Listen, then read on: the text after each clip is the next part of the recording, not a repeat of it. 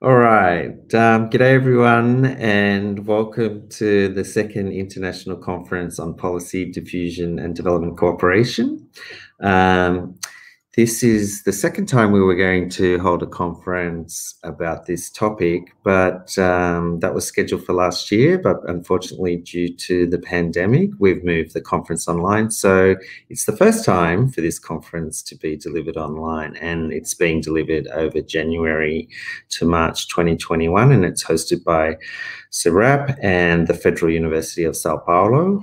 And I want to thank also the other supporting partners, particularly the publishing houses, so Edward Elgar, Routledge, and Palgrave Macmillan. And I really want to thank the key organisers in Federal University Sao Paulo, particularly Miwa, who's been helping us all out with the technical issues and getting us organised, and especially to the lead organiser, Professor Osmani Porto de Oliveira. So for Osmani, he's been the driving force behind the conference, and it's great that we were able to shift from, wasn't great we had to leave Sao Paulo, but it's great that we can still have a conference online. So well done on all your work, Osmani. So my name is Chris Walker, and I'm the Deputy Dean of the Australia and New Zealand School of Government. I'm based in Sydney, Australia. It's 6 a.m. in the morning, but we have colleagues participating in this panel from the US, from Paris, and from Brazil, so our time zones are very dispersed. So good morning, good evening, good night for wherever you're located. And given the fact that we're kind of spread around the country, around the world, I should say, in various countries, I also want to take this opportunity to acknowledge the traditional owners of the land wherever you are located. Where I am, I'm out north of Sydney at the moment. It's the Awaba country. And I want to acknowledge the Aboriginal and Torres Strait Islander people of this land and recognise their custodianship of the land, the sea and the water, and their connection to this environment. And I want to extend my respect to their elders past and present. And I want to extend my respect to anyone who might be watching us or participating in this session who has a First Nations people background. And the same for all the locations that our panel members are presenting on. So speaking of our panel, the aim of our panel was to explore social network analysis as a research methodology in the area of policy transfer studies. And we were interested in looking at sort of the role of networks in the analysis and the development of policy and the way policy ideas might travel between groups and organizations. And we're interested to not only to see how networks might be part of that process, but the methodologies that people might employ to analyze networks.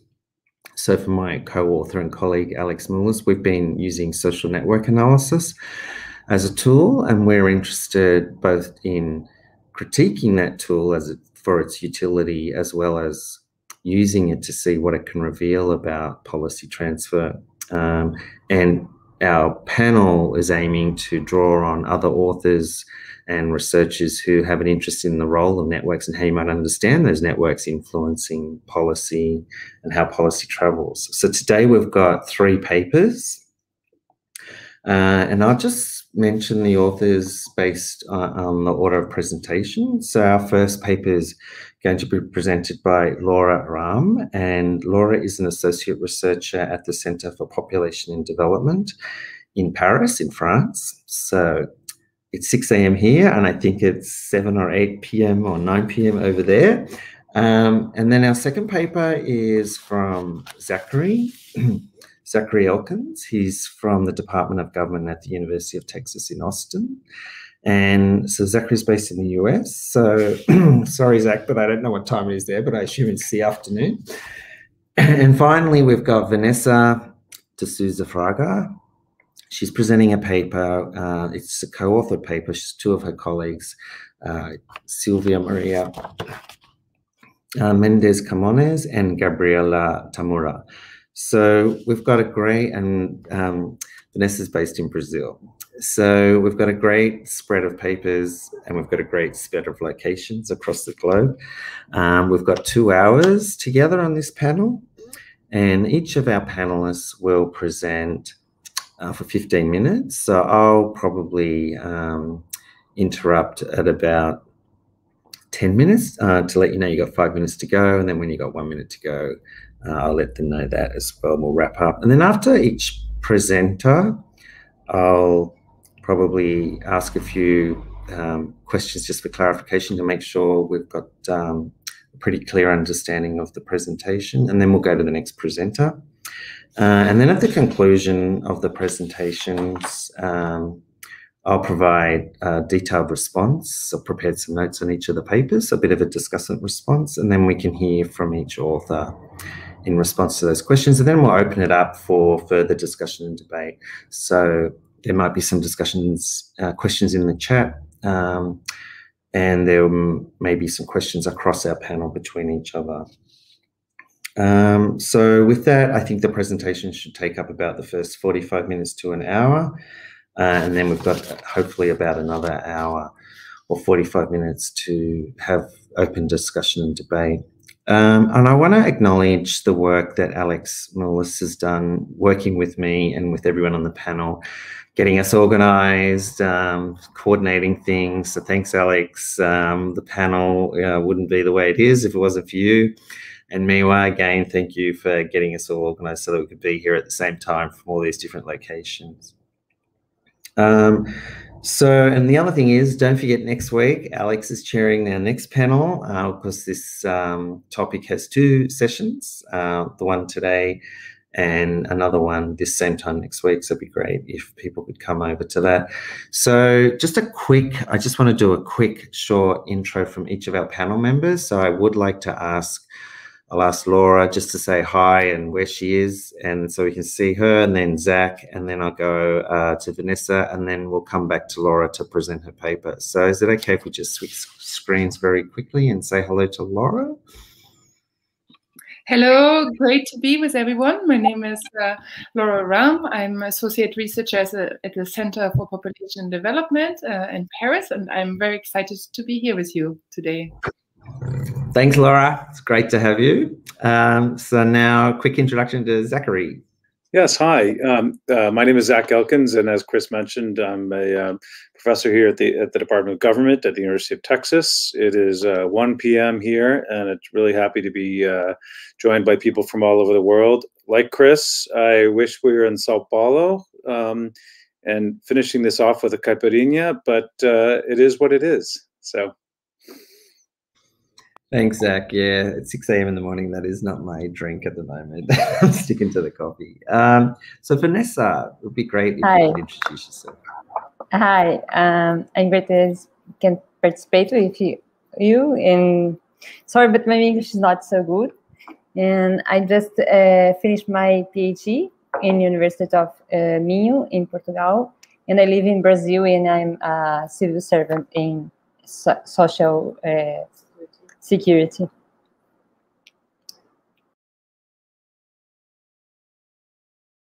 Thank you, Vanessa. Great. All right. So has Alex got a camera on me? Well, we might do a quick intro to Alex because she'll be running the panel next week. So Alex, just want to say hi to everyone, please. Hi, everyone. Yeah, my name is Alex. It's just a pleasure to see you all on the screen, and yeah, I'm looking forward to hearing your presentations and having a discussion about your papers. Thank you, Alex. It's great to have you on board. All right, so we'll go straight to the first paper, which is Laura Ram. And Laura, if you're okay, I would like you to start your paper. And then, like I said, at about 10, once you've presented for about 10 or 12 minutes, I will let you know how many minutes you've got left, and then we can wrap it up at about the 15-minute mark. So thanks, Laura. Over to you. Your paper is on knowledge transfer in a global gender programs, applying the ACTA network theory to policy diffusion studies. Very interesting topic, so I look forward to hearing it from you. Thank you, Laura. Thank you very much, Chris and Alex, for organizing this exciting panel. And thank you also for Maiva. She will be helping me with my slides. So probably we can start with this first slide. Thanks. So yes, indeed. My presentation is on knowledge transfer and global gender programs, applying A&T to policy diffusion studies. And this research is funded by a Marie Curie Horizon 2020 Global Fellowship that I will be conducting in collaboration with Professor Diane Stone at EUI, Professor Ito Peng at University of Toronto, and also Professor Andrea Kruzman at CEU. So also thanks to them for guiding me in this research, which is still in its infancy. So I will present, probably next slide, please. I will be presenting the background, the state of the art, research objectives, the methodology, and some of the preliminary findings that I can share with you. Next slide, please. So, as you know, global challenges that transcend national boundaries increasingly require global policy solutions. So, and this has created a market for the promotion and exchange of evidence-based policy making, lessons sharing, policy or knowledge transfer across vastly diverse socio-political and administrative systems. So here I'm particularly interested in global gender programs. Why? They're of particular interest because they seek to tackle harmful practices that are pretty much sticky cultural norms, deeply ingrained in the societies practicing them, and they are not very easy to overcome. So these programs are also representative of a range of new initiatives in global programming that seek to share knowledge and enact policy across diverse jurisdictions. Next slide, please. So in a recent Lancet paper, to give you a bit of the background in the state of the art, researchers have identified 4 mutually reinforcing factors that can reduce gender inequity and restrictive gender norms. And these are multi-sectoral action, multi-level, multi-stakeholder involvement, diversified programming, and social participation and empowerment. So we see these global programs, due to their multi-sectoral, multi-level, multi-stakeholder approach, show in fact great promise in reducing gender inequalities, yet rigorous evaluations on their functioning and operation are missing to date. So despite this rapid rise in global programs, they have been vastly understudied, and I have identified the actors networks theory, A&T, to offer a broad umbrella theory that allows me to study these global programs. As you know, actors networks are heterogeneous. They connect various entities such as people, research, evidence, technologies, financial resources, institutions, but also regulation, all acting together to produce innovation. And this is what we will be looking at. Next slide, please. So, my research analyzes 2 global gender programs. This is the UNFPA-UNICEF joint global program on the abandonment of female genital mutilation cutting on the one side, and on the other, the global program to prevent son preference and gender-biased sex selection. So female genital mutilation cutting is practiced mainly in Africa, Asia, and the Middle East, and it refers to the injuring of the female genital organs and partially or totally removing the external female genitalia. And meanwhile, son preference is widespread around the globe, but only in a couple of countries which are situated mainly in Asia, the Caucasus and Eastern Europe, which you can see on the map on the right-hand side. Does it result in actual strategies, either prenatal or postnatal strategies, to choose the sex of the offspring? So this can be, for example, sex-selective abortions in favor of boys, leading then to imbalances. demographic imbalances in the society, like you may know from China or India.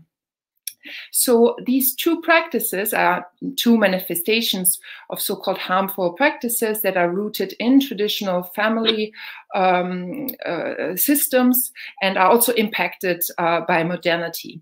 And currently there are over 400 million women affected by FGMC and gender-biased sex selection, and approximately 100 more million women will be at risk by 2030. So this is a large-scale, these are large-scale phenomena affecting hundreds of millions of women around the globe, and there's increasing effort to address these practices, especially under the SDGs 5.3, eradicating all harmful practices by 2030. And despite this international interest, only very few studies compare both practices and programs. Next slide, please. So that's where this research comes in. So the aim is to apply ANT, Actors Network Theory, to policy diffusion studies to analyze two global programs focusing on the needs of women and girls affected by harmful practices, and integrating theoretical and empirical perspectives from social and STS studies. Next slide, please. So the guiding research question is, how do global gender programs impact knowledge and policy production? And there are additional questions that are associated to that. So in particular, I'm interested in how is knowledge generated, processed, and transferred through these global programs and across governance levels. Who are the actors and the networks involved in the in knowledge transfer? What is the role of knowledge hubs? Because each of the global programs have provisions to create knowledge hubs with a specific mandate in transferring or mediating policy relevant knowledge. So I'm interested in these.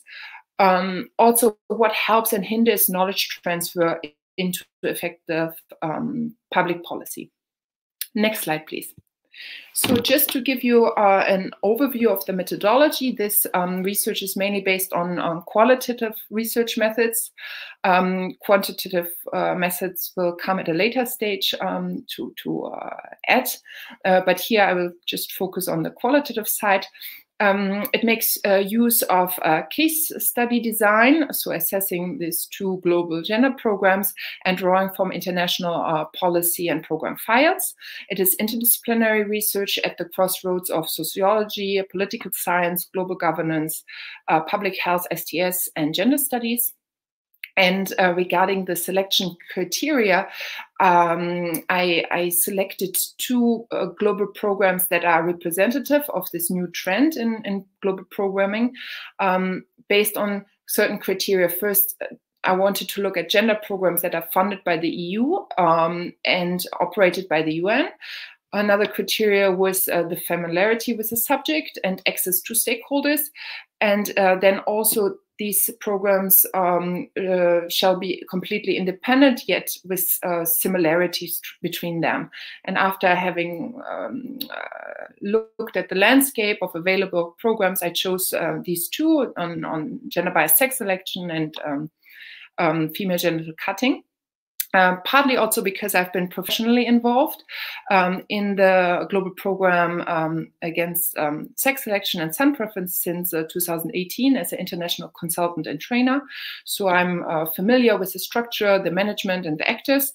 And this allowed me also to participate in numerous official conferences, trainings, workshops, and use that for participant observation to look how knowledge is circulated in these global programs. And this has also allowed me to establish contact with key informants that will be interviewed with semi-structured interview schedule. And data collection will be completed in 2022. So here, therefore, I can only present you some preliminary research findings and hypotheses that need further exploration.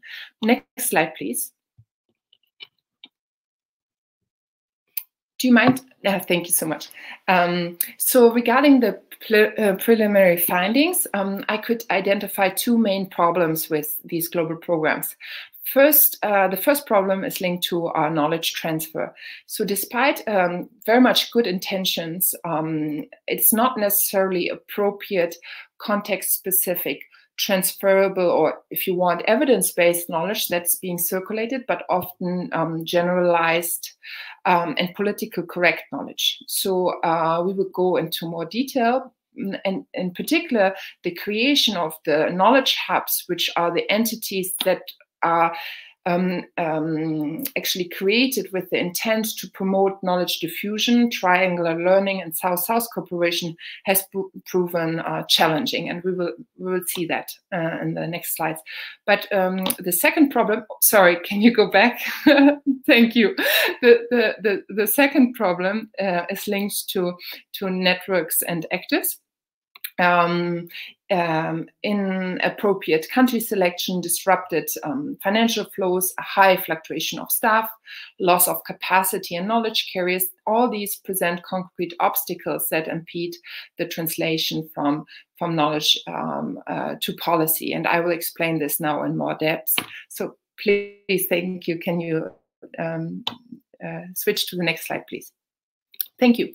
So regarding the first area of concern, if you may say so, knowledge sharing is really actively promoted as a way to enhance evidence-based policies. And it's a core activity and mandate of both global programs.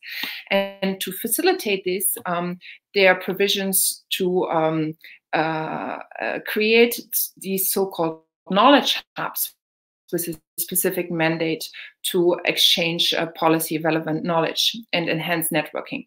But these hubs have been operating at different levels of success. So the global program on FGMC, of female genital cutting, was intended to create already a knowledge hub back 5 years ago, but it has been delayed, and now the current mandate is to create it. It has been postponed to create a global online knowledge hub situated in New York, maintained in New York, a virtual, like web-based knowledge hub where people can access it. But this is not up and running yet for different reasons.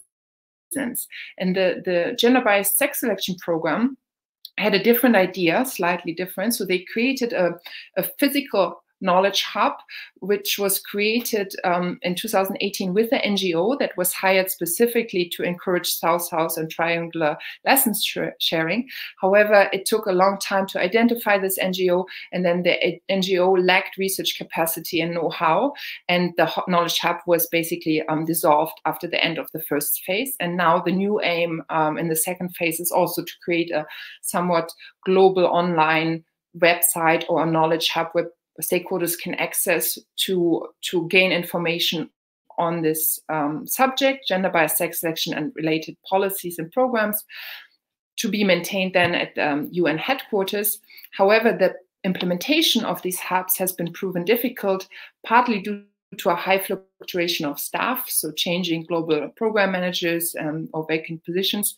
So here, ANT, what it shows us, the actors network theory lens shows us that effective knowledge transfer can be disrupted because of changing actors in the networks that are engaged in the programs that I investigate.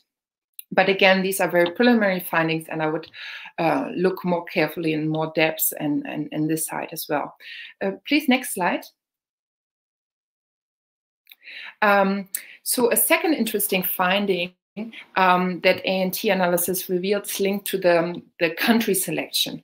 So who is in, who is out, which countries participate in this global program, in these global programs. So regarding the global program to fight female genital cutting, this program is now active in 17 countries, mainly in Africa. It has been running since 2007 and continuously increased the number of countries, but these countries are mainly situated in Africa. By 2016, international evidence mounted that actually the country outside Africa that contributed to the worldwide largest scale or share of mutilated women is Indonesia, where over 60 million women, or 50% of the female population, has been cut. So Indonesia has been on the radar of the international community for quite some while, already a decade prior, and there has been top-down pressure on the Indonesian government to outlaw female genital cutting already before the global program started. But this global program missed a golden opportunity to include Indonesia as a country, despite the high prevalence. So the question here, Indonesia is not a target country, even though FGMC is very much widespread. So the question here is, why was it not chosen? And the opposite scenario is the case with the global program on gender-biased sex selection. It includes 6 countries in Asia and the Caucasus region. Of these 6, 5 have a track record of gender-biased sex selection, but one stands out, which is namely Bangladesh, which is a target country of the global program, but has no sex selection. So it has been immune to gender-biased sex selection. So here the question is, or the elephant in the room, basically, for the international community and the advisors as well. Why was Bangladesh chosen as a program country? Who chose it? Why did the program country choose to be part of it in the absence of the problem to be treated? So, so preliminary findings here suggest that, you know, it's not necessarily as we could imagine the prevalence of the harmful practice or the demographic evidence that counts, but it's more likely to be driven by political decisions. So key informants suggested that, for example, in the case of Bangladesh being included, it may be a donor decision, international donors like the European Union who have strategic partner countries in mind, like Bangladesh, that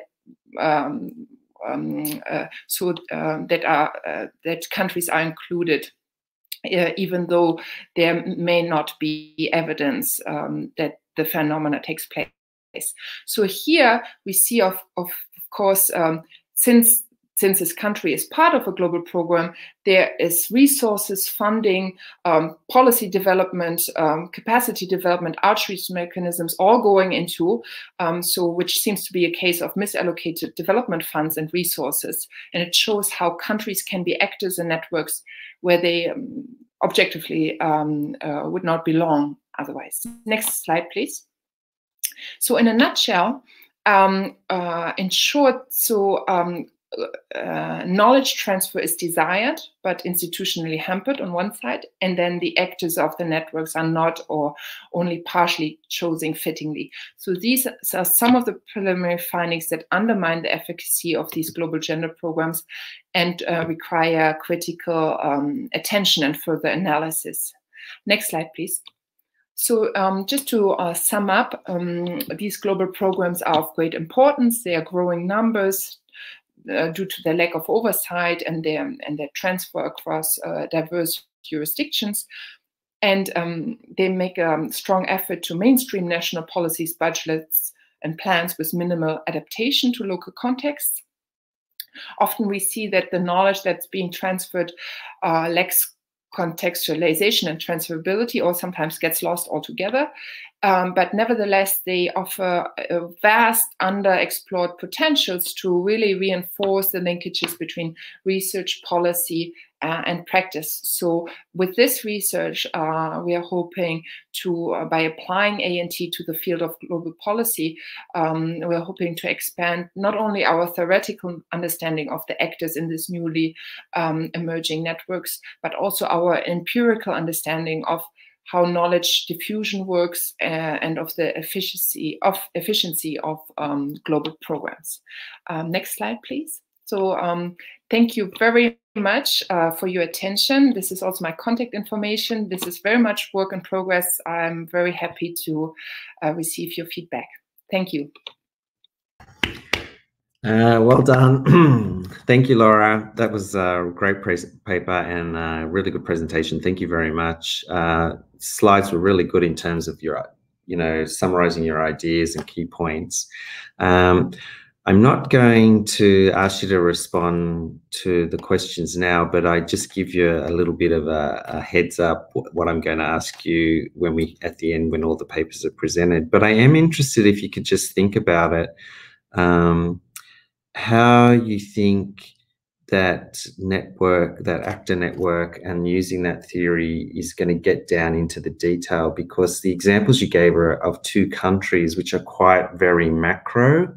And if you're looking at global programs and there's lots of actors involved in the network in the delivery, I'm interested in how you're going to get down and kind of map some of those interactions between lots of those little nodes, like the hubs that you mentioned. And then I'm interested also, and I think the panel will be interested about, you mentioned later there might be some quantitative analysis, like what do you think that might entail?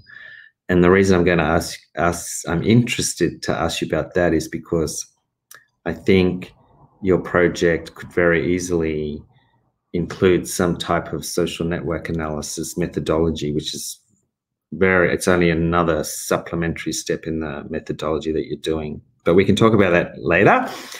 So there's some ideas to think about, please, so when we get the discussion going. So it's now time for our second paper. And I'd like to introduce Zachary Elkins from the Department of Government, University of Texas at Austin. And Zach has submitted a paper on the language and diffusion, and it's looking at the drafters of constitutions and comparative work around constitutions. It's a fascinating area.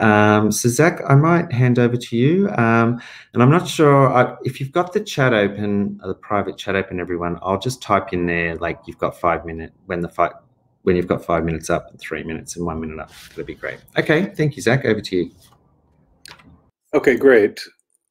Thanks, Chris. I just shared something. I'm not sure it came through or not. Looks like it has. Okay. Well, good. Yeah, and as Chris mentioned, what I want to talk about today is actually an aspect of the diffusion of constitutional ideas. And it has to do with language and the constraints that the language we speak has on the ideas that we borrow. And I want to thank in advance, Laura, who gave you some comments, and also very nicely shared the paper with Camilo Castillo, who gave some comments as well. So thank you. And what I want to do is just to talk through what I'm trying to do in this paper. And some of it is just to sketch some background theory and then to demonstrate where I want to go empirically. And I want to spend some time at the end talking through this site Constitute, which you'll see displayed here. And it just so happens that last night, even though it's freezing here in Texas and we have no power and no roads or seemingly anything, we also managed to somehow launch a new version of this site Constitute, which I'll describe a little bit later. And so I want to walk through that and show how I'm going to use that in a research manner. So let me just start. I mean, some of the assumptions that we have in this paper are the following. That one is that, well, I'll back up a little bit. This is part of a larger project that I've been working on for a long time, and it has to do with the ideas of how constitutional ideas spread across countries. And I'm looking at 4 sets of data. One is the text of constitutions, because you'd expect some residue from any borrowing in any text of a constitution. And I have this project with Tom Ginsberg in which we've identified and collected every single constitutional text, except about 10, which we haven't been able to find. But otherwise, every single constitutional text that's been written. And so we're analyzing those for patterns of similarity. I also, as I'll describe, I'm using this Constitute website, which has become a focal point for constitutional drafters. And so having introduced that website, I've intervened in my research study, but hopefully in positive ways I'll describe. I'm also focusing on Brazil, and this is why it's quite fortunate to have Vanessa here and just to have this panel being a very Brazilian panel, because I have some field work in Brazil that is integrated into this as well. But this chapter, or it's also a paper, has to do with language. And I think with respect to constitutions, language is particularly important, because we're all about the written text in constitutions, and sometimes too much. I open the paper by talking about the U.S. context and how we seem to be almost slavishly devoted to the words. And we have a Supreme Court who's built up a whole body of jurisprudence over the years focused on the words of our founders. And so it almost seems like that language matters too much. And it seems almost crazy to think that you could take our text, the U.S. text, and have it at all useful to anyone outside this country. And there might be good reasons why the U.S. Constitution wouldn't be useful anyway to other people, but just by virtue of language, it seems like it'd be difficult to go across context. And of course, lawyers are very concerned with jurisdictions, and sometimes it's remarkable, to them at least, to think that a text or a law that was written for a particular jurisdiction could be at all useful elsewhere. I think it does, and it gets to the the age-old question of culture versus institutions. But we can talk about that a little bit later if we like. I think, but there are other reasons that language is really powerful in terms of a constraint on these ideas. And one has to do, I mean, obviously there's intelligibility. If if you don't speak the language that is the source language of the document, then how are you going to actually import those ideas? But another reason is psychosocial, if you want, in terms of language as a marker of identity. And my hunch is that of all the markers of identity, whether it be religion, race, or whatever it might be, language, I think, is one of the most powerful markers. In part because we operate it with it every day, and so it's immediately apparent when somebody's outside of our in-group with respect to language. It's also the case these days, and this is something I want to get to a little bit, that we seem to expect, and in this panel is no exception, everybody to speak English, and that's fine for three of us in this panel. For Laura and Vanessa, in some ways, we're bending them to our will to speak English. And for Vanessa and Laura, that's perfectly fine, but there are other parts of the world in which English is not penetrated to the same degree it has, even in France and Brazil. And those parts of the world, just as a matter of language justice, it doesn't really seem right that we would expect people to operate with English, in particular when they're devising their national laws and their constitution. They would want to do that, you would think, in their native language and not in their second or third language. The other thing is that I'm not sure that people are psychologically, well, I'm not sure that, let's put it this way, that these texts, whether people are psychologically operable to operate in English with respect to constitutional texts. There's this concept, which I love, xenoglossophobia, which actually describes the discomfort that people feel when they need to operate in another language. And I think that's quite real. And I think constitutional drafters who are under deadlines and all sorts of other political and sociological costs, the idea that they would want to operate in another language seems like a high assumption as far as I'm concerned. There's another concept I talk about here a little bit, and it was taken by Danny Kahneman's book on fast and slow thinking. And when you think about constitutional drafters who might be forced to operate in English to access the world's texts, you'd think they might be operating differently if it's their second language, and or at least that's one of the theories that goes along with some of the ideas in Danny Kahneman's book. And the idea is that, of course, psychologically or cognitively, or sometimes operating almost instinctively in a fast way. But when something slows us down cognitively, we operate in a slow thinking way, which is more deliberate. And some of the thought is that when you operate in this slow thinking way, you actually make better choices.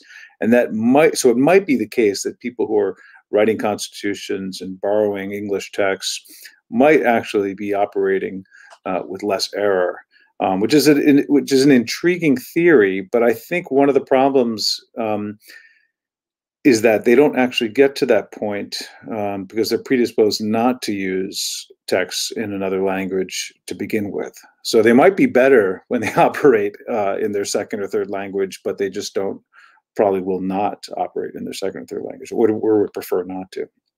Okay, so those are some assumptions about language, and there are others out there, but it's some of the reason why I think that if we look at the networks and the constitutional networks out there, that there are going to be some serious constraints with respect to what language you speak.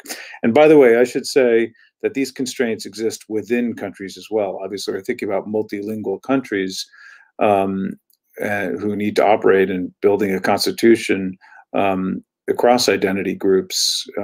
These same problems come into play. I'm assuming that away right now and just thinking about, for the most part, in terms of theory, thinking about monolingual countries and how they would operate if they would go across the world and use the text from other countries. Okay. Another point I want to make is about translatability, because there's this thought out there that language is so fundamental to what we do that it's hard in some ways cognitively to use other words in other languages and import them into your own constitutional ideas. And this is something, an extreme version of this is something that just goes by is known as the Whorf thesis. And I've been doing some testing along these lines. And of course, we have an army of graduate students working on our project, and they're coding constitutions from across the world and across time. And what we found remarkably is that when you read these constitutions in translation, we don't see any differences in reliability when coders are actually coding things in translation. So at least from that preliminary test, it seems to me that it's not too difficult to import ideas that were generated originally in another language into your constitution. So that's something to say, I think, by way of assumption. Okay, I know there's not much time. I want to talk about what the empirical tests that I sketched out in this paper. One of them uses this data set that Tom Ginzburg and I put together, well, starting in 2005, but we update it continuously. And that is the Comparative Constitutions Project. And as I mentioned, we've identified and read and coded for their contents every constitution in the world. And the idea here is simply to construct measures of similarity across these constitutions, and then having then developed measures of predominant language within countries to test for any patterns and clustering along those lines. The second thing, I have about 5 minutes here, so I want to show you this website, Constitute. And this is something we started in 2013, and we partnered with Google to present the world's an indexed version of the world's constitutions. And as I mentioned last night, we just launched a new version of this. It's our 5th version. And so the typical use of Constitute is, it's for drafters who are looking for ideas. And so if you're a drafter and you want to construct, I don't know, since I'm thinking about language, if you want to look through the world's constitutions on anything, let's say here it's official languages, you can see there are 154 countries that have something to say about official language, and you can expand each of these and you can see what they say about official language. And we have this for about 330 topics. And so what drafters in countries typically do with our site is to find a topic that they're interested in. In this case, it's official language, and they might pin that search, and then you can go to your pin drawer here. And since we're kind of affiliated with Google, you can operate in Google Docs with this. You can open this as a PDF, depending on your internet connection. This will take a little time to build, and then you, as a drafter, will go into your committee meeting and you have the texts of every single constitution on a particular topic, and you can go from there. So here, that's now ready. So I have it open in another tab, which you can't see because I think you can only see one tab on StreamYard, but there it is.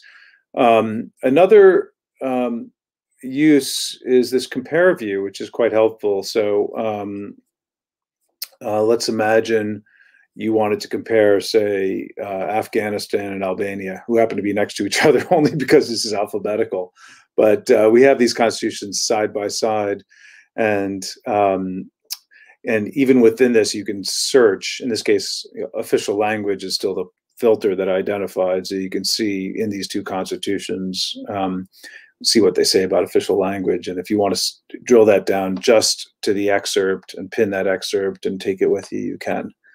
The point here for the research, and by the way, I should say, this is quite interesting. We've linked what used to be on Constitute, just constitutional excerpts. We linked this with our data. And of course, we have the attributes of the world's constitutions going back for 200 years. So if you want to see, for example, what this index of executive power looks like across the world, we've put together a few visualizations to do that. And you can select some other indices, maybe the number of rights.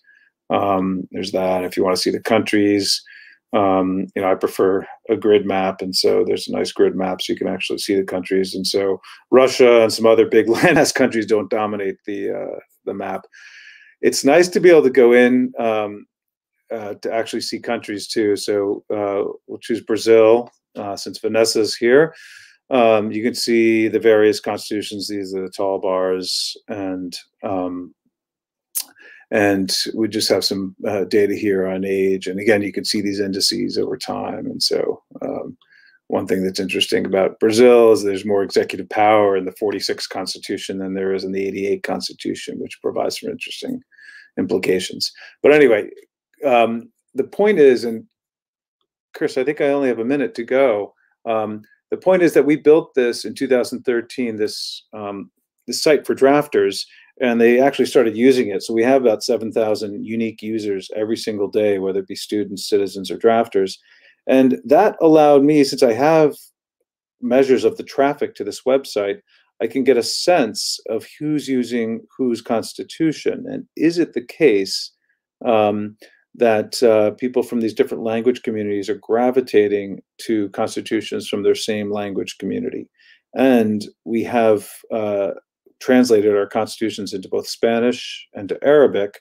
And so we could do some tests on whether people in those countries prefer to read these constitutions in English or in their original language. And so it's in some ways, a nice intervention into my research question. And in that it allows me to answer some questions directly on what drafters are doing, at least those that use our site. Okay, let me leave it at that and just thank everybody for listening. I look forward to hearing the other papers. Thanks very much, Zach. And the website, yeah, it looks fascinating. I love some of those graphics and the analysis. It looks really, really user-friendly as well. So thank you for that. And again, just one of the questions I have that I could ask you to think about, maybe to come back when we do the discussions with everyone, is this question about networks. The last kind of analytical question you said you were interested in is about the same languages and the extent to which different languages and countries of that similar language, how they use or engage in some of those issues you've raised. But would your site and the kind of technical power that it's got there help you map the network of actors from different language groups and kind of give you a sense of the type of analysis and questions and inquiries they have as they consider some of those topics? So, for example, could you plot through using maybe some of the analytics from Google that supports your site, the network of actors that might be of Spanish-speaking countries and the type of questions that they're inquiring, and maybe even plot the network of where they're from to give you a sense of the network of actors engaged in the process. I mean, that would be quite an interesting analysis about who's inquiring and the nature of inquiry and whether they differ between language groups, because you could plot the network as well. So anyhow, a question for you to ponder, but thanks very much for your paper and the presentation. It's really stimulated some interesting questions for me. All right, so, and also thanks for sticking to time. You're great, very punctual, which is good. So our final paper is from Vanessa de Souza Fraga and her two colleagues, Silvia Maria Valmendez Calmas and Gabriela Tamura. Vanessa is presenting the paper. The paper is on the determinants of predisposition for participatory policy change. Stakeholder participation can contribute to change administrative burden in social security policy. Vanessa's paper is drawing on her PhD research, and she's bringing together some very complex and interesting issues about administrative burden. So thanks, Vanessa. I'll hand over to you now, and I'll put in the chat when you've got about 5 minutes to go. Thank you. Thanks. Well, Laura? Hi. Then this is the title of the paper. Can you, the next please, because the professor just read about it. Well, the paper is about, the question is, there is a willingness for participative policy change. What are the determinants of this predisposition? Then we studied about new public governance, policy network theory, and administrative burden. We propose a theoretical convergence with administrative burden, as well as the level of stakeholders' participations for a more participative political process. We intend that the political process of participation network in willingness for participative policy changing has a digital age governance, an opportunity for joint construction of self-responsibility in a new way of managing the public. Then we propose this study in an experimental way with deliberative consultation in many publics of Brazilian social security organization. Next, please. About the theory of public governance in digital age, the DEG. We contextualize it in a way that points of the influence of change in relation to different political systems, institutional structures, and cultural aspects. DEG aims to associate information technologies with artificial intelligence in a context of governance efficiency, promoting reintegration, holistic needs, and digitalization, management with the network society. With participation, socialization, control, and transfers. Citizens' participation can collective co-production. Co-production refers of public service agents and citizens together to contribute to provision of public service in a partnership between citizens and public service providers. Next, please. About the citizens' participation, we focus on participatory democracy. Deliberating is to realize that there are several possibilities among the various options, like citizens' juries with thematic groups, workshops, and panels, deliberative research, and citizens' assemblies. To reach the informed and reflect the opinion of the citizens in representative groups. The focus is the conditions for participation that have to do developing the legal provision, number of participations, mobilizings, sectors, areas, and interest involved, levels of governance involved, and the conversation or dialogue with accessibility, comprehensibility, consideration, and motivation. Next. The participatory democracy in a scenario, Ibero-American scenario, with Argentina, Brazil, Colombia, Mexico, Peru, and Venezuela. There is a lack of integration in authentic axiological, ethical, political, institutional, and culture. the evolution that subordinates the administration increasingly to the interests and needs of citizens. That is, it means exhibit mere cosmetic technological rituals because these countries where the highest values of public probity are lower than the provision of electronic government. And to do participatory innovation will be necessary with an institutional design in addition to the possibilities for voters to leave their comments and suggestions box or to raise or lower a proposal. Next. And finally, about the administrative burden. It means subtitles social contract not explicitly declared. It's possible to view less the costs of interaction. Involves issues where the citizen has some kind of burden to participate in a given public policy. Technology or any other innovation will only reduce the burden if that is a goal of those who control it.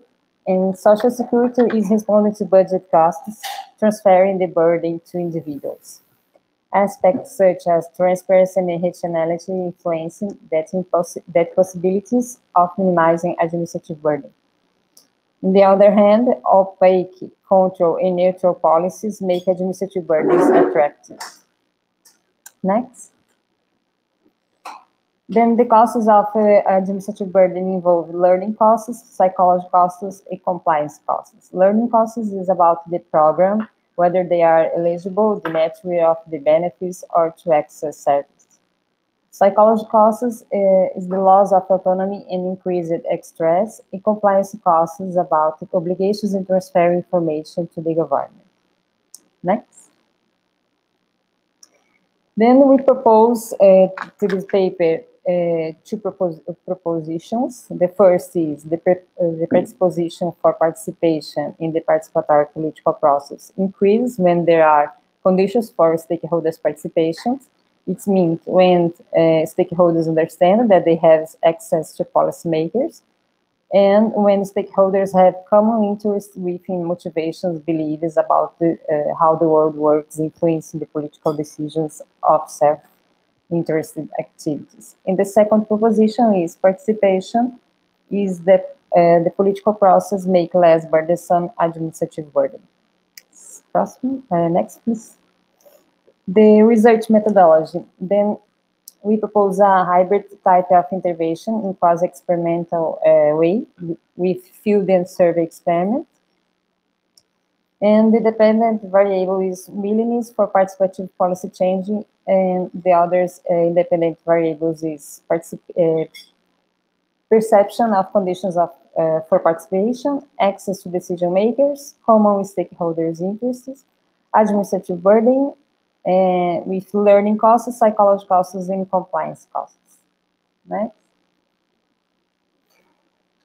And the decision-making process is in real life. Then we propose a deliberative group with which we call participation workshop. And recruitment was done by self-selection. In a sample of 30 volunteers, totaling 15 servers and 50 citizens. In a survey, 2x2 factor experiment. And the questions is the list of questions of based in OCDE, Fórum Cidadão, Eurobarometer, and memos of the Brazilian Social Security. Then we divide in two groups, one with civil servants and the other with citizens together in each agency, because we study in two agents on Social Security in Brazil. Next. The results of these studies is stakeholders have an interest in willingness for participative policy changing, and it was not clear whether the predisposition to manifest participation can be attributed to the new principles of network theory in governance. The civil services identified that they had more possibilities to control political research than those insurers.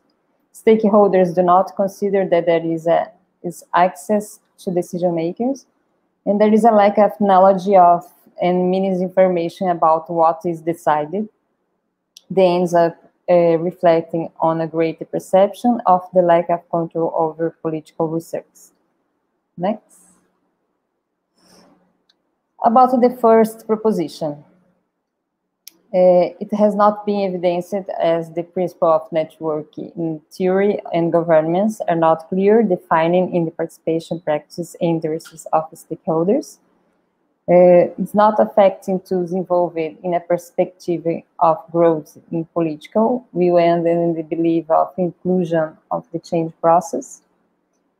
The service and citizens do not consider that they can influence the decision-making process. And the debate had a negative influence on policyholders and employees. Then civil servants were much more pessimistic about the importance of their participation. Sorry. The second, please. The next. In the other proposition, policyholders showed less optimistic average than the employees, because they have a difficulty of access to services through the online program. Surveys show that they remain in a reality that is distant from the needs of the citizen. Then we have learning costs and compliance costs. Next. The Brazilian society security doesn't handle all the services that are demanded, because stakeholders could suggest adjustment of the program of the reality experience. The costs influencing in this reform model, clear transfers of responsibilities and burdens. Costs are measured only according to the monetization of the time allocated by users. Next. Then the conclusion is cases of digitalization impact in the creation, implementation of public policies. Design program affect the experience of citizens with the state. And we found that citizens and street-level bureaucrats do not influence policy change, because we have not identified a stricter network. Next. It's therefore important that citizens participate in the construction of maintenance of these programs, generating participatory policies. Special look at those who do not have results and conditions for online access. And we propose a holistic approach who requires understanding the reality and the lack of digital autonomy for users, specific social, economy, and political context. Next. That's it. Thank you.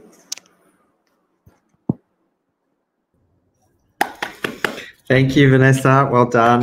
Great work. A really interesting study you have there, and I like how you've really gone out and spent time with the different groups, both the policy practitioners as well as the consumers, and really got detailed information about their experiences and insights to the policy, and particularly their views on participation. One of the questions that came to me was, which I'd asked you to think about, because after this I'll provide a response to Laura's paper. But the network theory that you mentioned, I couldn't see how that was contributing to your findings. So what the question I will be asking you is, are you able to expand on aspects of the network context that support your insight about participation and contributing to policy change from users, and maybe the influence that that might have on digital services in a government context? So thanks very much for that. That's a really good paper. All right, everyone. So now we're back to the to this period where we are going to discuss and debate our papers and the issues raised. And you can see from the light that the sun has risen in Australia, so it's now the beginning of the day for us, as probably the sun sets on some of you people. I notice it's about 10 p.m. in Paris now, so thanks for hanging in there, Laura. So I'll just go to Laura's paper first. So as Laura said, this paper is part of the Horizon Fellowship, and congratulations, Laura. And working with someone like Diane Stone, I think, is a fantastic opportunity for you to study policy transfer and some of the issues that you're interested in. So well done on getting that award. I think the next 3 years of research that you do will be really exciting. And your study applies active network theory, and the methodology that you talked about, I think it's well aligned to the focus of this panel and how networks connect various people, resources, institutions to produce policies and programs. And you argue that the application of active network theory is relatively new to global policy studies. So it's interesting that the two programs that you've picked, you've identified, and you're doing a comparative study. So I think you've got a very robust methodology.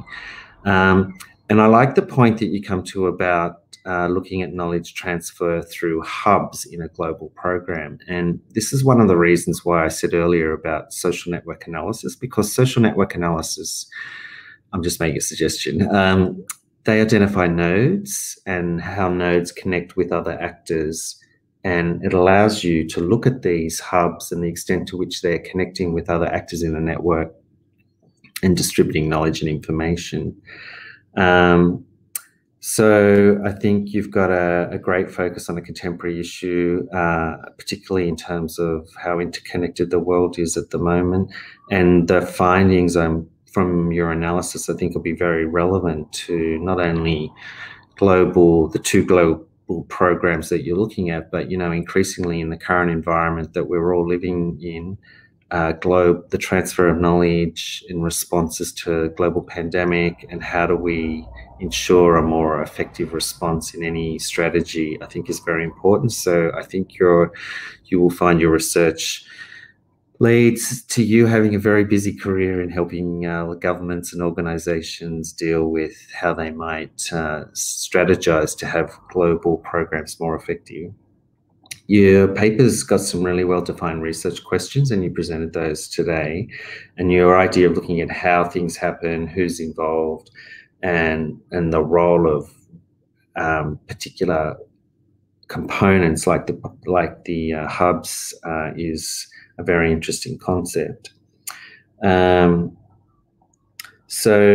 you say in the methodology it's qualitative, and I did say to you, I'd be interested to hear about your quantitative response, because I suppose the first comment I have is to consider if you could include some quantitative analysis that might draw on social network analysis, because it's not a substantial imposition on your methodology, because all you would be doing in your participant interviews is asking your actors who is exchanging or sharing information on the global program, and you would kind of keep a list.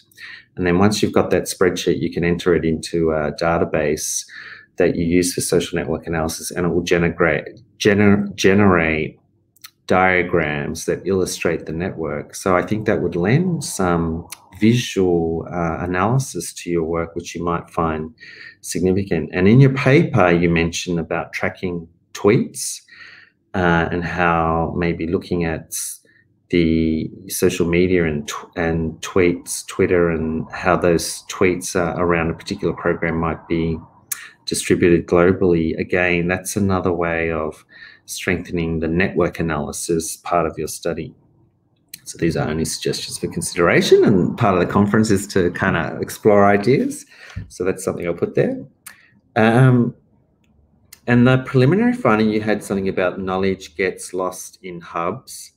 And again, I think looking at the network of actors and thinking about your global programs, the comment that you made about Bangladesh, saying that it's involved in the program from donor preference, but not necessarily if you did an analysis of whether Bangladesh had a significant problem that needed to be addressed. And if you looked at the data, you're suggesting that actually the problem isn't really there. So why are they involved? Again, this network analysis, you would find that Bangladesh would be kind of a lone outlier in the diagram and wouldn't have multiple connections, and that would kind of reinforce your finding, your analytical finding based on qualitative discussions and research, to say that they're not a core actor in the network around this particular problem. So I think there's a way of quantitatively and visually validating some of your findings and concerns about that particular issue. In terms of outlier participants, I suppose that's what I'm saying. So they're not core in terms of the distribution of information through the network. And I think it's, you know, you said your research is at the early stages, so you've got opportunity to go much deeper into the what and the who and what, you know, how the networks are constituted.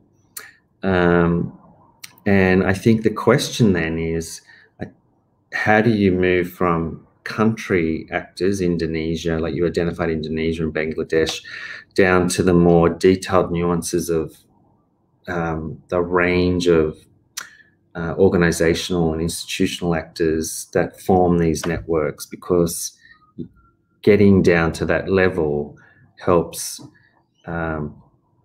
identify the global network and the core hubs and nodes that distribute information, exchange information. And then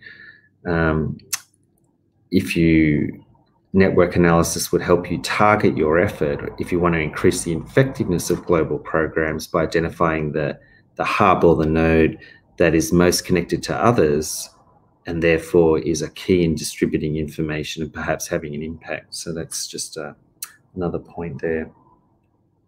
And then just in the paper, you talk about actor network theory, and I think maybe a little bit more elaboration on how that assists with the analysis would be really helpful. But again, I know it's early stages.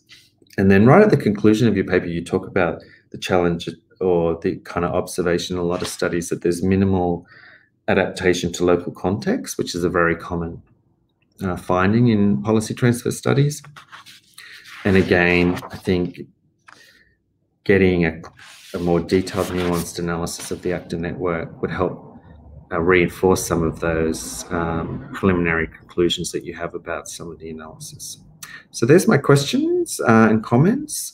So I might hand over to you now to respond, and we'll take 1 or 2 questions from the panel members as well if they have a question for you. Thank you very much, Christopher. This is very much appreciated, precisely because I'm still at a very early stage. So this feedback will really help me to shape and further dive into this. Probably regarding your second question, first that you had on the quantitative part. I did start to collect Twitter data precisely in collaboration with different French institutes, Institute for Research and Innovation in Society, and different institutes linked to the French National Center for Scientific Research, who make use of social media analysis and ANT precisely to study gender inequity, for example, the Me Too campaigns. So here we have, thanks to also the help of independent data scientists and software developers, we could extract tweets precisely that were issued around strategic dates, for example, the International Day to Eradicate Female Genital Cutting, for example, or tweets by the global programs, because both global programs have official Twitter channels. So by looking at these tweets and tracing them, you can trace them back to certain actors and networks. The goal is then to map also over time, because we will collect this data until 2024. So to see how knowledge transfer processes throughout time and which messages can be linked back to certain actors and how are they connected precisely through which nodes, and which actors or networks are more powerful than others or more important in spreading certain messages. But this is really, again, at a very early stage, and and the idea is then to probably incorporate the quantitative findings with the qualitative later on, precisely to allow also to visualize some of this. But I liked your other idea that you had when you do key informant interviews as another source. As I understood, probably you could tell me later on more about this, to ask key informants through what channels they receive certain policy information. So this is well taken as well. Regarding your other point, this is precisely one of the major critiques that you can have studying global programs. So how do you break this down to a national level, or more, not only national level, but then a local level? And here, one of the important things, of course, not only to map out all the stakeholders involved. I start on a global level, being actually part of one of those global programs. So in the global program on gender biased sex selection, for example, it's a very small international community. We know each other.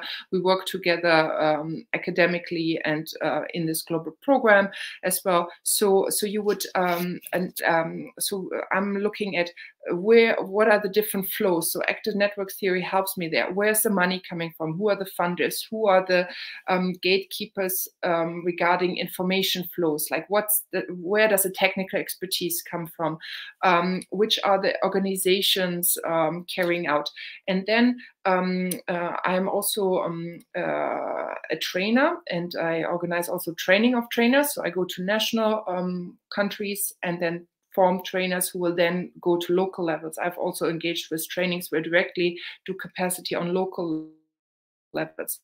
So I will have to pick out in the case studies, a few case studies where I describe how global levels interact locally and what are the feedback loops. But yeah, I won't be able to map everything because of, it will be beyond the capacity. But any suggestions on how to dive deeper into the diversity of local actors is much welcome. So I hope I addressed some of the topics that you flagged, and back over to you. Thanks, Laura. Yeah, I think one way to address, help clarify the point I was making is make sure you come to the panel next week, because Alex and I'll present on how we use the social network analysis methodology to generate visual maps. And the way I read your paper and understand your methodology, you could do exactly what we did, only by asking one extra question, which is, who do you engage with or share information with about this global program? And you would be able to generate this list of actors in the network just by asking who they share or get information from about the global program. It's a very simple question, and incrementally over time you build up a huge list of actors, and then you can use that to plot a network, and very quickly you'll have a visual representation. So I know Zachary has a question for you, so I might ask Miwa if she can spotlight Zachary, and Zach will ask you a question, Laura.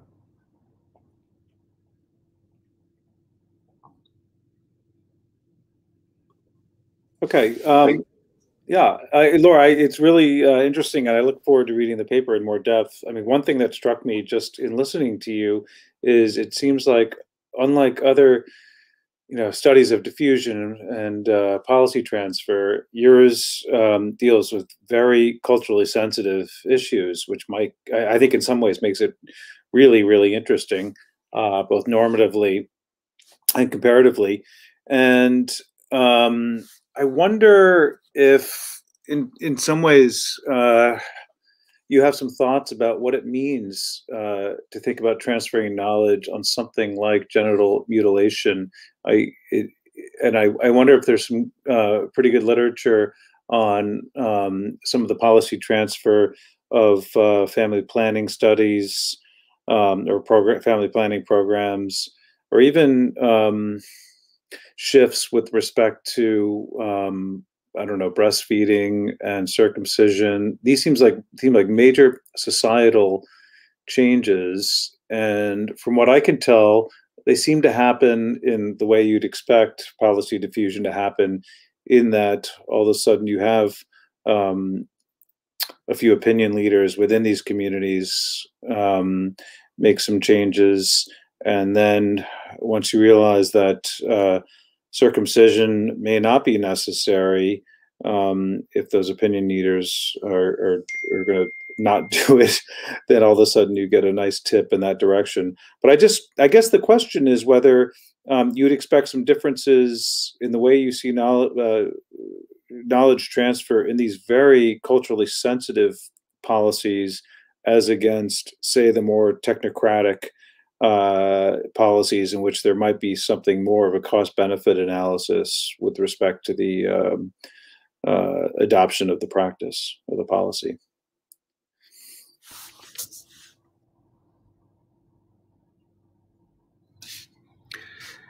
So, Laura, would you like to respond to Zach's question?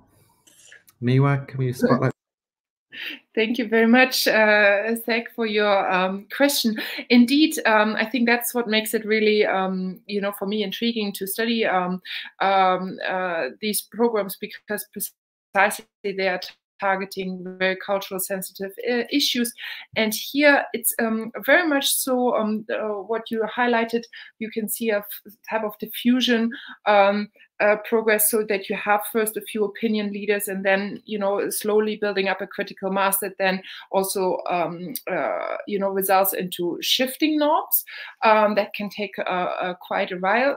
This is on the side of the practices themselves. But more importantly, on the policy, because I'm looking at policy diffusion within these cultural sensitive issues, the first thing that is actually, you know, taking the longest is the recognition of the problem itself. So, and here again, for example, the program on gender biased sex selection, this is a phenomena that only emerged with the availability of ultrasound in the 80s, and then spread quickly, that families would opt for sons by selectively, you know, aborting females and then opting for sons for the next pregnancy. And we see in 10 years, by the 1990s, over 100 million women missing due not only to prenatal selection, but also postnatal infanticide, neglect, that has led to this, you know, vast amount of females. But the recognition of the problem itself only took another 2 decades. You know, it's only until the early 2000s that this was mapped, and now 2015 that the discussion on the first global program was brought in, and that actors were pulled together. So actually, the recognition, we see a similar trajectory, but FGM has been just around much longer, and the recognition has been already starting in the 1950s, and, you know, with debates over the WHO. The WHO said this is not a health concern, that's a cultural concern, but it's not in the domain of health or medicine. So then it took 20 years to amount evidence that actually by the 1970s, actually FGM has severe medical implications on women, and is therefore within the domain of the World Health Organization. And then, you know, global policies starting rolling in. And again, by the 90s, there was a very strong international consensus. So it's really what I'm trying to do also is to map like the history of international mobilization on these issues, to see how is awareness raising happening, how is political, how, you know, what's the political resistance. And this is, you know, that's very interesting, that the biggest step from on the policy side is to have recognition that this is an issue, because it is shameful. You know, it's shameful for countries, government officials, you know, to debate officially that these practices are happening in their very country towards their female population. So, but once recognition is hitting there, we find different levels of, you know, motivation to engage with different actors at multiple levels to move this topic forward.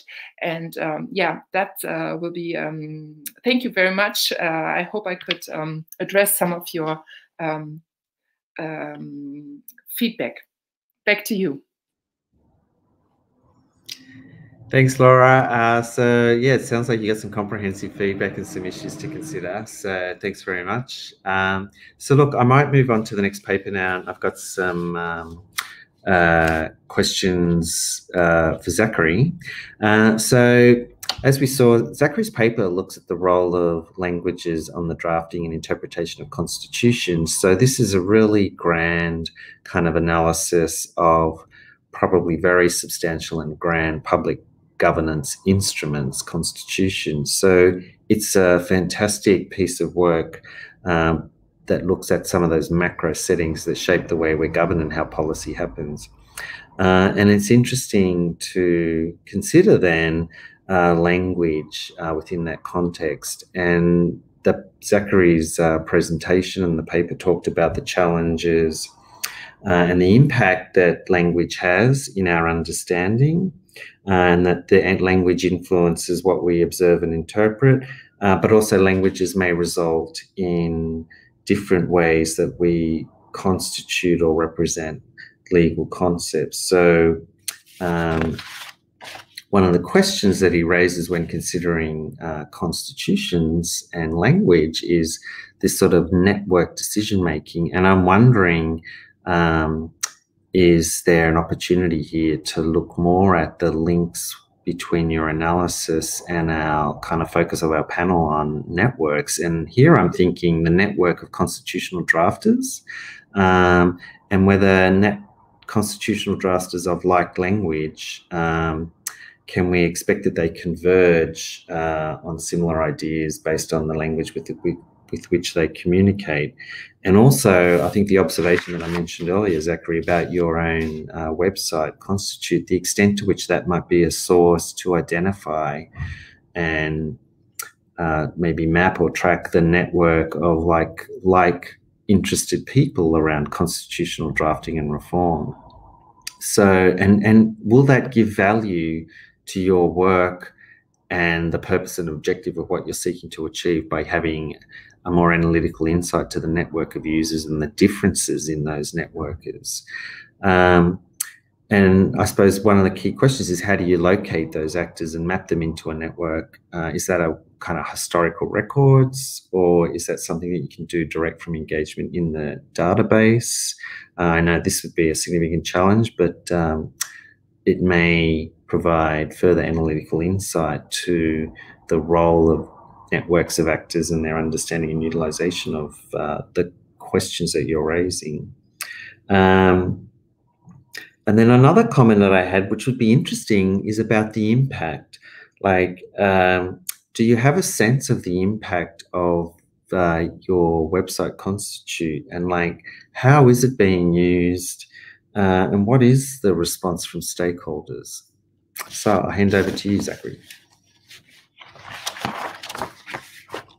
Thanks very much, Chris. I really appreciate your having read the paper and those comments. And I like your focus on pushing us all towards doing really some rigorous social network analysis. I think in this case, that's exactly what I had in mind.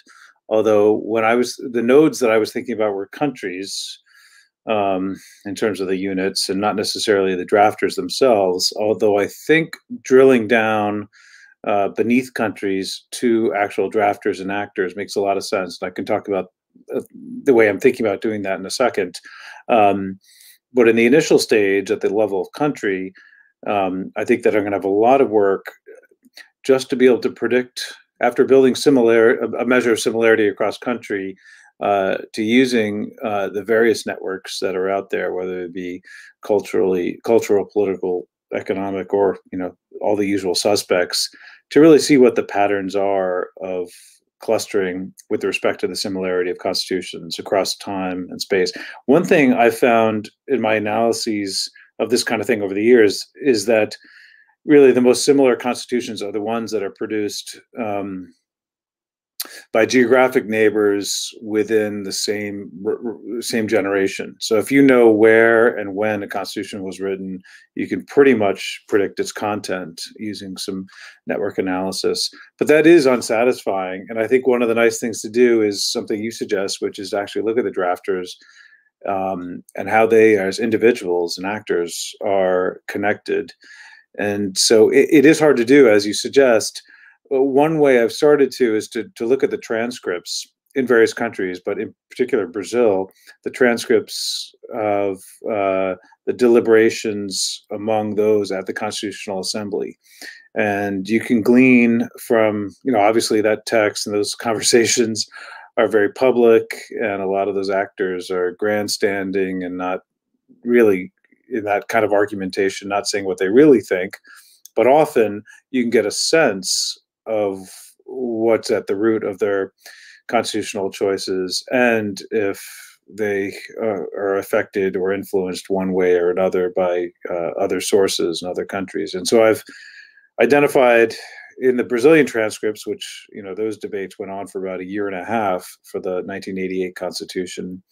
And I've identified every single reference to a foreign country and how the speaker referenced the country and in what way, with what intention. And I tried to identify those references in which there was something like let's say an analytic process at work, in which they were making some judgment about the worth of the constitutional choice based on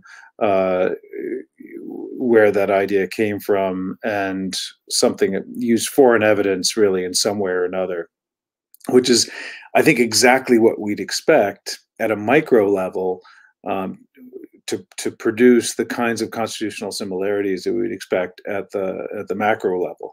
So that's something I'm doing or have done and will assemble as part of this work. Your other question about impact is an interesting one. And it is true, if we look at the analytic, the Google Analytics, which is the traffic flow for this website over the last 7 or 8 years, we have a sense of whether it's being used in places that are reforming their constitution.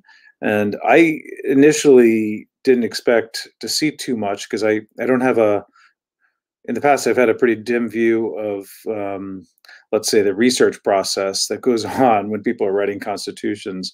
But it seems that the research process is actually pretty rigorous, and people are looking for options, not necessarily trying to assess the consequences of those options, but definitely looking for options. And you can see that on our site. So if you were to identify hotspots where constitutional activity is going on, it is true that corresponds with activity on our site, and even places that are kind of closed systems. So Cuba, for example, which you wouldn't have expected to have too much constitutional research happening, when they revised their constitution a year and a half ago, they used our website quite a bit.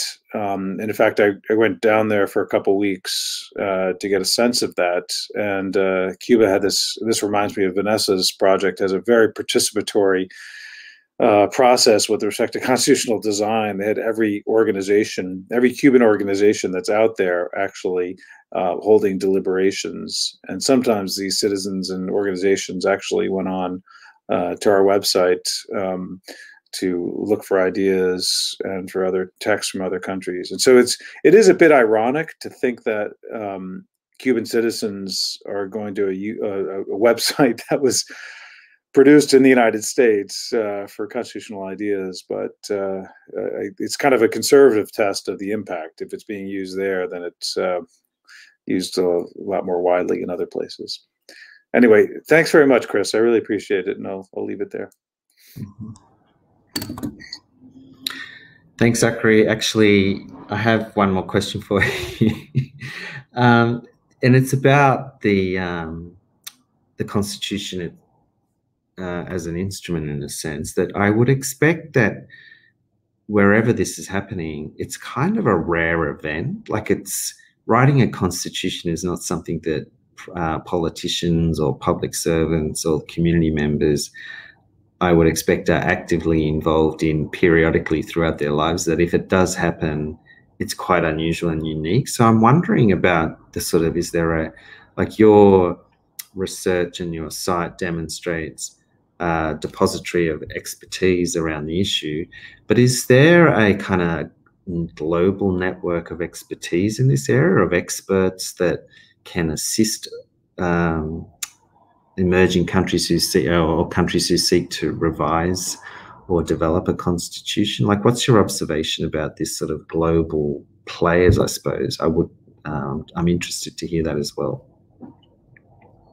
It's a really fascinating area of inquiry. And even though I've been focused on the country to country and peer-to-peer transmission of ideas, it is true that a lot of that is centralized by international organizations, and the business of constitutional assistance is booming, and it's a very brisk business. It seems, I don't know, starting in the 90s or so, every single donor country and every single international organization wanted to be involved somehow in helping people write higher law.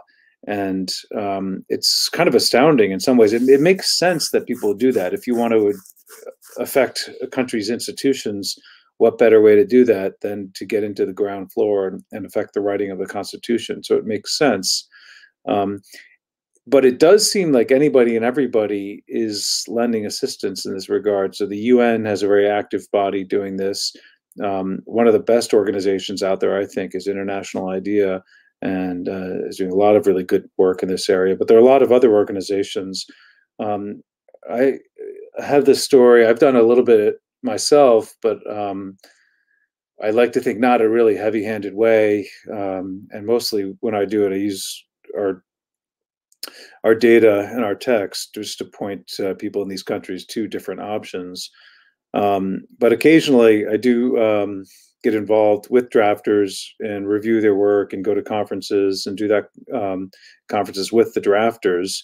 And just to give you a sense of how much of it is going on, I was at a conference in Tunisia maybe 4 or 5 years ago to study a draft Libyan constitution. Of course, all the Libyans had decamped to Tunis, which was a little safer at the time. And so we did the conference there.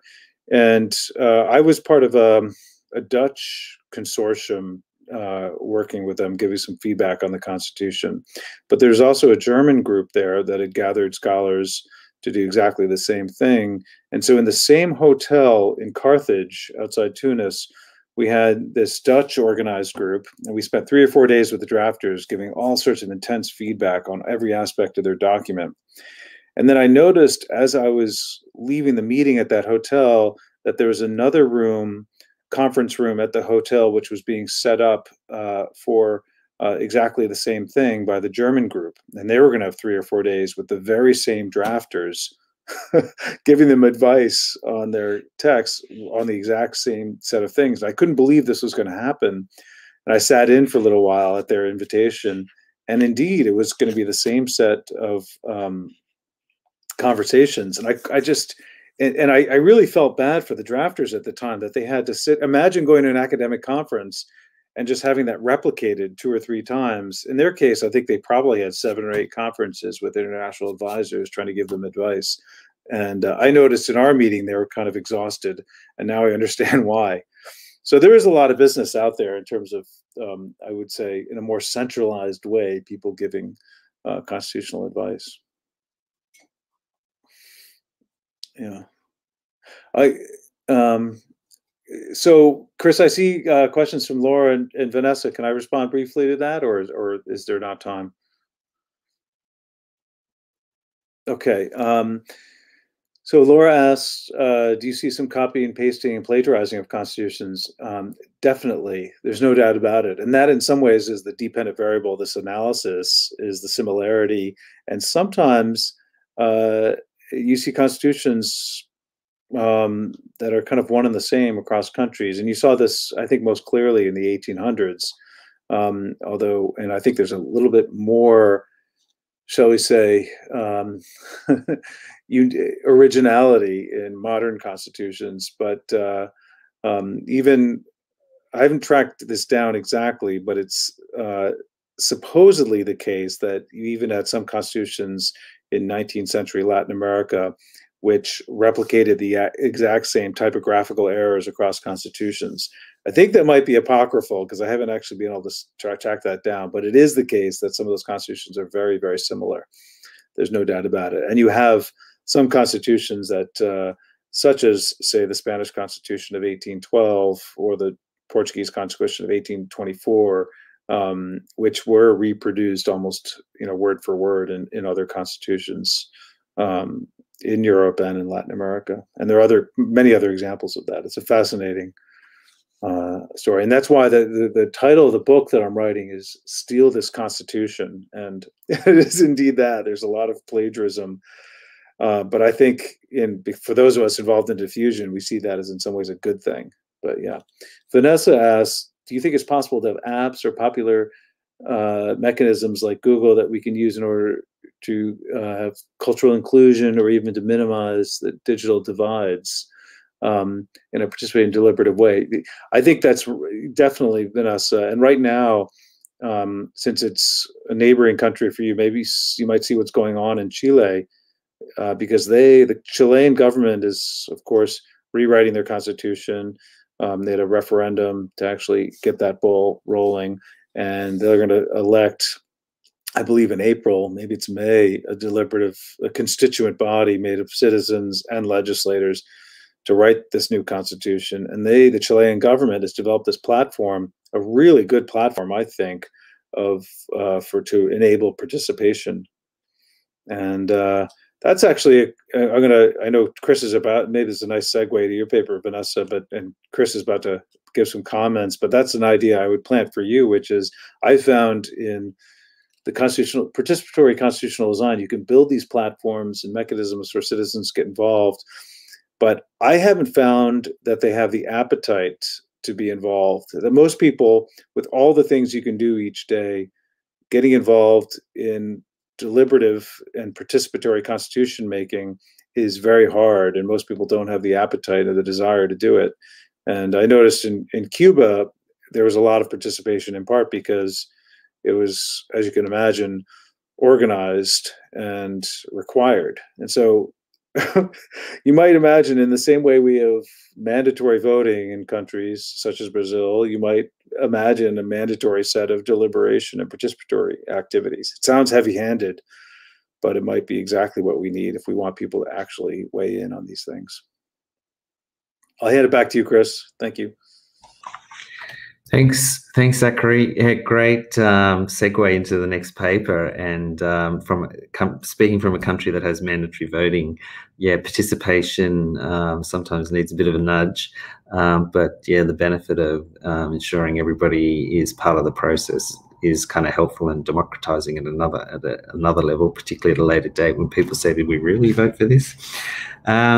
So thanks for that question, Vanessa, and your response, Zachary. That was great. So I'd now like to move to Vanessa's paper, which looked at participation and stakeholder participation and the extent to which the administrative burden that might be associated with engaging in policy change.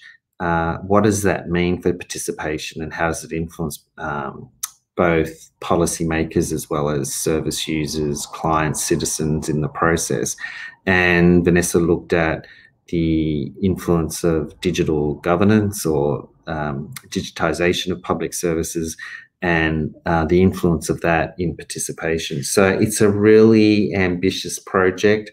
In terms of the conceptual theoretical model, she's looking at new public governance, policy network theory, and the administrative burden theory.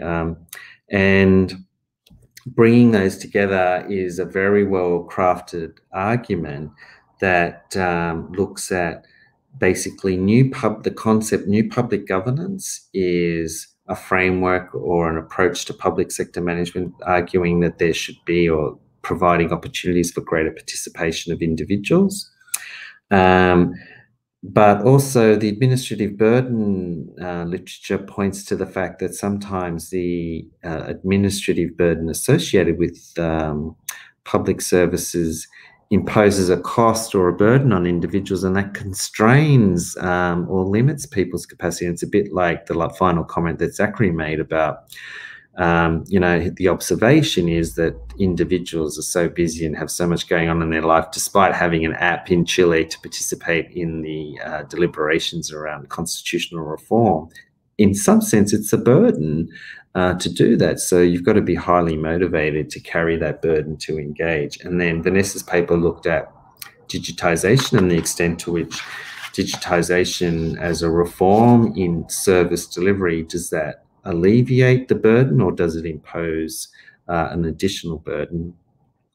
And then within that, there's also the aspect of actor networks and the connectedness.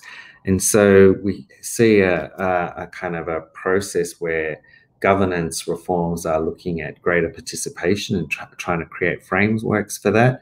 Digitization isn't seen as an avenue to achieve that, but yet it may also impose a burden on others to participate through that mechanism. But nevertheless, reform strategies across governments are interested in trying to improve the efficiency and accessibility of services through digitization. But then once we know about the impost of burdens and costs on individuals, then that might be a constraint on participation. So there's all these conflicting forces having an impact on how you might cultivate and improve participation in public policy processes. And the research methodology is very applied, speaking to practitioners and speaking to users, citizens in the social security sector, and getting their feedback. And if I'm right, Vanessa, your findings are pointing to the fact that people are interested to participate, but the burden of engaging in participation can be a bit of a barrier, and it's how do you moderate and work with that. And then I'm still, I suppose, a little bit struggling to connect the network theory, because I can see a fantastic study here that analyzes digital reform and services in government, the kind of governing governance preference to engage participation, and then the challenge that administrative burdens impose on individuals and how that might constrain or limit the willingness of people to participate in policy reform and processes. And it's bringing that network of actors that assists in understanding and analysing what's happening here that I'm kind of interested to hear you elaborate a bit more. Your findings suggest to me that where citizens participate and the imposition of the administrative burden is less, then you're likely to get higher levels of participation. And the way I understand your work is that where that might happen, where access to decision makers is more evident, and those costs and burdens are minimized. So there's an incentive then for people to participate, but how do you provide that is the question. So in terms of giving feedback or I suppose trying to get a better insight to the focus of your work, my comment is about could you build a stronger focus or evidence about the extent to which digitization and ICT involvement in government services might shift or change administrative burden? And what sort of stakeholders can influence that? And I assume it's the policy practitioners. And then how can you bring in, and should you bring in, I don't know, this is an open question, because there's a lot there that you've got already in terms of administrative burden and governance and digitization, but should you bring in the network theory and make it more evident? How do you do that, and what does it bring to the findings? So they're my comments, and I'll hand over to you, Vanessa, for your response. Thank you, Christopher. I intend to respond a little bit. Well, the focus is the digital divide and why the participation, or how the participation can contribute for more efficiency in the public policy. Because the new public governance has in its a principle of communication, the communication, which means everyone, every party interested in align in the networks theory. Then the focus in administrative burden is because nowadays in the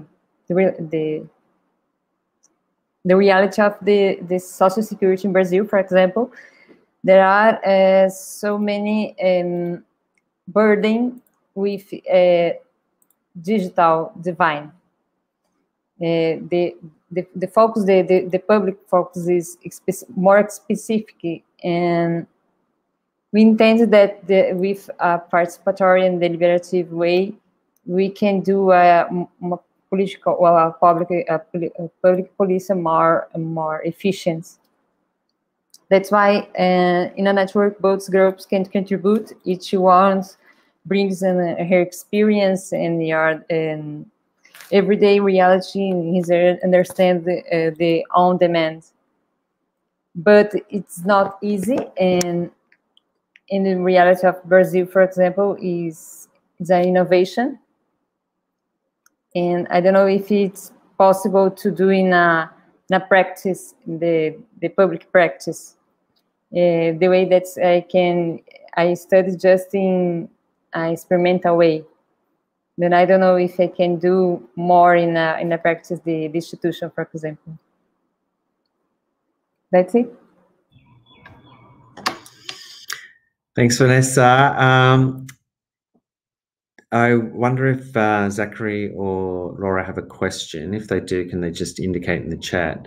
Vanessa, yeah, I'm very interested in your work because I am currently also looking at the effect of digitization on government services and what it means for access and participation, particularly for people who don't have the digital literacy, we're calling it, or access to digital services, whether it's the physical access to internet services or just having devices so they can engage in digital services delivered by government.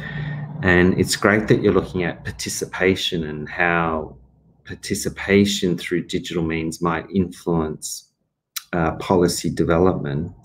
So I suppose I've still got another question for you, in the sense that is there a difference between what policymakers are saying is the value of digitization and the experience of the consumer or the service user? Is there a big gap between understandings of what the benefits might be for digitization? I'll just ask you that. A biggie, I don't know. It's a big lack of the servers and the administrator, because they focus just in a monetization efficiency. In the servers, and citizens, for example, have a lot of problem with systems and the access to digital way, for example, for the citizens. Then I think that's I don't remember, gestores? Administrators? These administrators, I don't know. That's it. They think about just in numbers of monetization and efficient and digital transformers, but not the reality of the citizens and servers, for example. I don't know if I can, the question is. No, that's perfectly fine. Yes. I don't know. No, you're right. The difference between the citizens and the service designers is I think there is a difference. We have a final question for you. It's in the chat from Zachary. It's about citizens' actual interest in participation. So what are the conditions that you think you can get people motivated to participate? People can participate if they can do some benefits quickly. For example, if I can do retired and this is my interest to do my retired quickly, I want to participate. But if I are young, for example, I don't know if I can do participate because it's not my intent, not my interest now. Then when we do the deliberative group, we can see this that people can do, people that can participate has the intention to do and give something about the institution. That's it, Zachary. Okay, thanks, Vanessa. No, that's great. We're very appreciative of your contribution. All right, everyone.